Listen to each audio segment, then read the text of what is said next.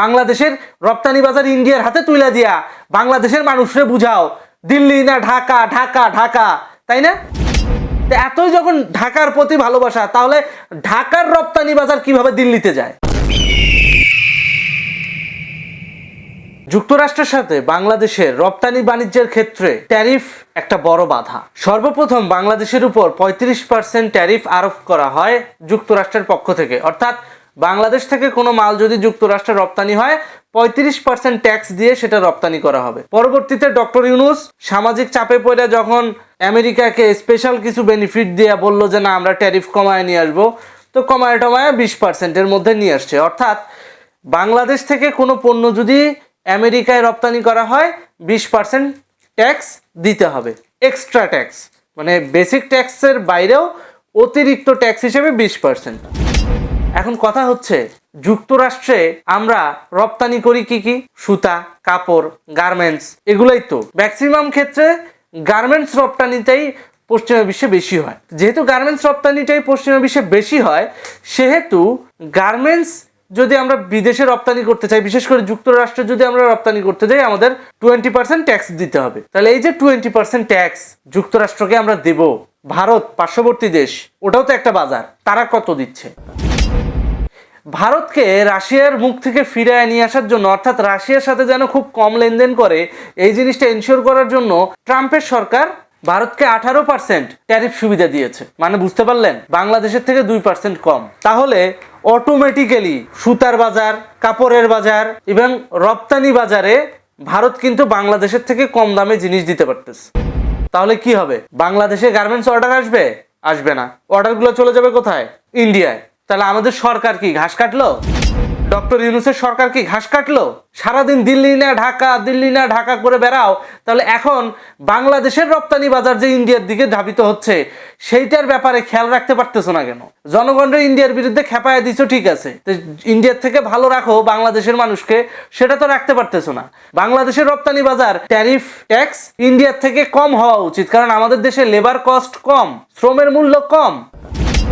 আমাদের back to back এলসির মাধ্যমে শুধু সুতাটা আমদানি করা লাগে, আর বাকি সব কিছু আমরা আমাদের দেশে উৎপাদন করতে পারি। তাহলে কেন আমাদের দেশ শুধুমাত্র এই ট্যারিফ খেলার মধ্যে পড়ে ডক্টর ইউনূসের জিও পলিটিক্যাল ডিপ্লোমেসির খেসারত দিতে যায় আমাদের দেশ কেন বিপদে পড়বে? আমাদের দেশের রপ্তানি বাণিজ্য কেন বিপদে পড়বে? এখন এই মুহূর্তে এই 2% ট্যারিফের খেসারত সামগ্রিকভাবে পুরো রপ্তানি সেক্টরকে দিতে হবে। অর্থাৎ এখন যদি বাংলাদেশের গভর্নমেন্ট এই জায়গায় ভর্তুকি না দেয়, তাহলে হয়তোবা গার্মেন্টস রপ্তানি শিল্পটাও টিকায় রাখা সম্ভব হবে না। কিন্তু ভর্তুকি দিয়ে আর কতদিন চলবে?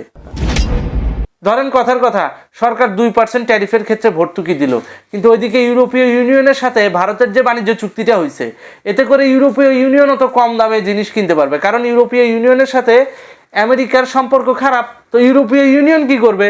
যে ভারত যেন আমেরিকার দিকে ধাবিত না হয়, এই জন্য ইউরোপীয় ইউনিয়ন আরো সুযোগ সুবিধার মধ্য দিয়ে কিভাবে ভারতের থেকে ইম্পোর্ট বাড়ানো যায় সেই চিন্তা করবে। বাংলাদেশের বাজারে কিন্তু তারা ফিরেও তাকাবে না। তাহলে দিন শেষে আমাদের দেশের বাণিজ্যিক বাজারগুলো থাকলো কই? শেখ হাসিনার ফেস ভ্যালুর উপর ভিত্তি করে যেই বিনিয়োগগুলো বাংলাদেশে আসছিল, সেই বিনিয়োগগুলোও তো ধরে রাখতে পারলো না এই অথর্ব সরকার, এই ইউনূস সরকার। এইভাবে করলে বাংলাদেশের রপ্তানি বাণিজ্য টিকবে? এইভাবে করলে বাংলাদেশের গার্মেন্টস সেক্টর টিকবে না। পশ্চিমা বাজার ধরতে যদি না পারেন বাংলাদেশের রপ্তানি শিল্প, এরা মাঠে মারা খাবে। এখন বলতে পারেন পশ্চিমা বাজার তাহলে কি হয়েছে, আমরা অন্য কোনো বাজার ধরবো, যেটা ডক্টর ইউনূসের মুখের মিষ্টি কথা। এই ডক্টর ইউনূস মিষ্টি কথা বলে কি বাংলাদেশ নিয়ে ভাবলে তো হবে না, আমাদের গ্লোবাল সিটিজেন তৈরি করতে হবে। তা চন্দার পোলা, গ্লোবাল সিটিজেনটা তো তুই তৈরি করবি, তোর দেশের রপ্তানি বাজারই তো নাই। গ্লোবাল সিটিজেন যখন তোর দেশে গ্লোবাল ভাবে যখন একটা অর্ডার নিয়ে আসবে, ট্যারিফের জায়গায় যায় তো আটকে যাবে। তখন তোর থেকে কম ডিপ্লোমেসি জানা লোকজন, তোর থেকে কম ডিপ্লোমেসি জানা নেতারা যদি তাদের দেশে রপ্তানি বাণিজ্য টিকায় রাখতে পারে, তুই নোবেল বিজয়ী হয়ে কি ঢেউটিনটা করলি, কি ঘোড়ার ডিমটা ছিললি তুই? এই সমস্ত নোবেল বিজয়ী দিয়ে দেশ ধ্বংস হওয়া ছাড়া আর কোনো কাজ হয় না। বাংলাদেশের রপ্তানি সেক্টরটারে এখন ইন্ডিয়ার হাতে তুলে দিল এই ধরনের ডক্টর ইউনূসের ডিপ্লোমেসি। বাংলাদেশের রপ্তানি বাজার ইন্ডিয়ার হাতে তুলে দিয়া বাংলাদেশের মানুষরে বুঝাও দিল্লি না ঢাকা, ঢাকা ঢাকা, তাই না? এতই যখন ঢাকার প্রতি ভালোবাসা, তাহলে ঢাকার রপ্তানি বাজার কিভাবে দিল্লিতে যায়? আর ডক্টর ইউনূসের মতো লোক সেটা কিভাবে সহ্য করে? আওয়ামী লীগকে বলা হয় আওয়ামী লীগ ভারতের মনোনীত সরকার, ভারতের পাঁচাটা সরকার, আওয়ামী লীগকে বলা হয় ভারতপন্থী সরকার। কই, আওয়ামী লীগের আমলে তো কোনো একটা অর্ডার, কোনো একটা বাজার ভারত নিতে পারে নাই। আওয়ামী লীগের আমলে রপ্তানি বাজার তো ভারত নিতে পারে নাই। আওয়ামী লীগের আমলে বরং চীন থেকে বিনিয়োগ আসছে বাংলাদেশে, কর্মসংস্থান তৈরি হয়েছে। কই, এখন তো হচ্ছে না। সাস্টেইনেবিলিটি নাই, দেশ অস্থিতিশীল। আর ওনারা আছে ওনাদের ডিপ্লোমেসি নিয়ে, ওনারা বিশ্ব নাগরিক করবে, ওনারা গ্লোবাল সিটিজেন করবে। কুকুরের ছানা এক একটা। এই ডক্টর ইউনূসকে গণধোলাই দিয়ে যদি বাংলাদেশ থেকে বিতাড়িত না করা যায়, তাহলে বাংলাদেশের কপালে দুর্ভিক্ষ আছে। আজকে আমি বলে রাখলাম, ভবিষ্যতে মিলিয়ে নিয়েন। ধন্যবাদ।